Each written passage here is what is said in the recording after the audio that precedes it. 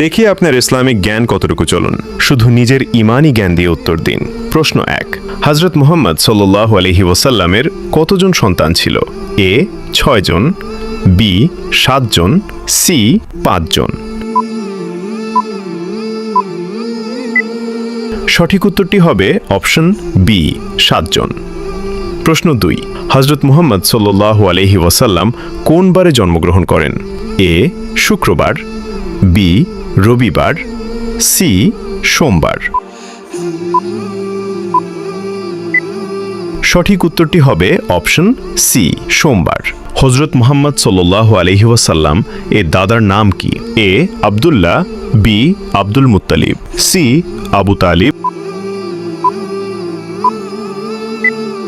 উত্তরটি জানার আগে ভিডিওটি শেয়ার করুন। একটি ভালো কথা শেয়ার করাও সাদাকা। এই জ্ঞানটি শেয়ার করে আপনিও সাদাকায়ে জারিয়াহার অংশীদার হন। আপনার একটি শেয়ার হয়তো হাজারো মানুষকে সঠিক পথে আনবে। সঠিক উত্তরটি হবে অপশন বি আব্দুল মুত্তালিব।